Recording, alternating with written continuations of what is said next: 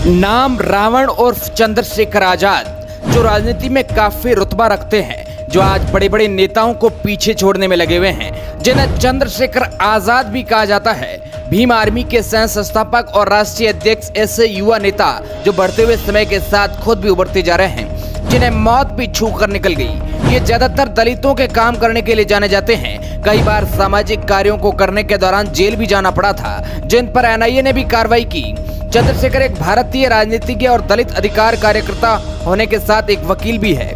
आज के इस वीडियो रिपोर्ट में आपको इनके पूरे जीवन काल का ब्यौरा बताने वाले हैं। चंद्रशेखर का जन्म 3 दिसंबर 1986 को सहारनपुर उत्तर प्रदेश में हुआ था। पिता गोवर्धन दास, जो कि एक सरकारी स्कूल में प्रिंसिपल है, और उनकी माता कमलेश देवी।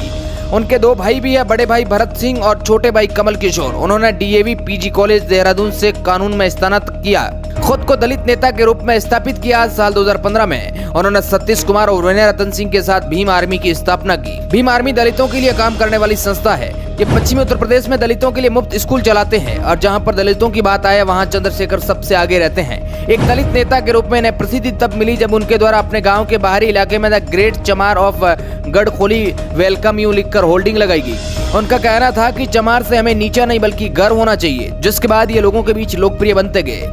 15 मार्च 2020 को उन्होंने आजाद समाज पार्टी की स्थापना की, जो कि कांशीराम की 86वीं जयंती पर बनाई गई थी, जिसके बाद ये काफी चर्चाओं में रहे। इन्हें सहारनपुर घटना के सिलसिले में गिरफ्तार किया गया था। आजाद को उत्तर प्रदेश सरकार ने राष्ट्रीय सुरक्षा अधिनियम यानी एनएसए के तहत गिरफ्तार कर लिया था। बाद में उन्हें इलाहाबाद उच्च न्यायालय ने यह कहते हुए जमानत दे दी कि गिरफ्तारियां राजनीति से प्रेरित थी, लेकिन राज्य सरकार द्वारा उन्हें लगातार जेल में रखा गया। दिल्ली पुलिस ने नागरिकता कानून के खिलाफ दिल्ली जामा मस्जिद से जंतर मंतर तक चंद्रशेखर के विरोध मार्च को अनुमति देने से इनकार भी कर दिया था। फिर भी वो जामा मस्जिद में विरोध प्रदर्शन में शामिल हुए और दिल्ली पुलिस ने उन्हें गिरफ्तार कर लिया और कई दिनों तक हिरासत में रखा गया।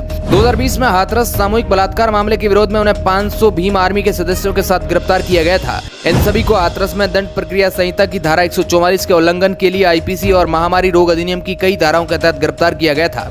एक बार और जब वे सैकड़ों समर्थकों के साथ दिल्ली गाजीपुर सीमा पर प्रदर्शन कर रहे थे, किसानों के साथ भी शामिल हुए और मांग की कि नए कृषि कानूनों को तुरंत वापस लिया जाना चाहिए, जिसके बाद उन्हें हाउस अरेस्ट में रखा गया था।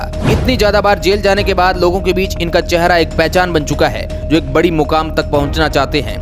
आज ये ज्यादातर सरकार विरोधी प्रदर्शन के जान लिए जाने जाते हैं, जो केवल 36 साल की उम्र के हैं। हालांकि 2019 में इन्होंने प्रधानमंत्री नरेंद्र मोदी के खिलाफ भी चुनाव लड़ने का मन बना लिया था, लेकिन बाद में सपा बसपा गठबंधन को समर्थन देने और वोटों के बंटवारे को रोकने के लिए नाम वापस ले लिया। बीते चुनाव में ये अखिलेश यादव के साथ भी जाना चाहते थे। इस बारे में कहा जाता है कि इन्होंने ज्यादा सीटों की मांग कर दी, लेकिन अखिलेश इन्हें केवल 2 सीट देना चाहते थे। इसी वजह से शायद इनको लगा कि यह उनका अपमान है। इसके बाद दोनों के बीच में दूरियां बढ़ती गई। हाल ही में इन पर एक जानलेवा हमला हुआ, जिससे ये पूरे देश में चर्चा का विषय बने हुए हैं। इस दौरान अखिलेश यादव ने भी इन्हें ट्वीट कर संवेदनाएं व्यक्त की है। जब इन्हें अस्पताल से डिस्चार्ज किया गया तब उन्होंने कहा कि कुछ बदमाशों ने उन पर हमला किया।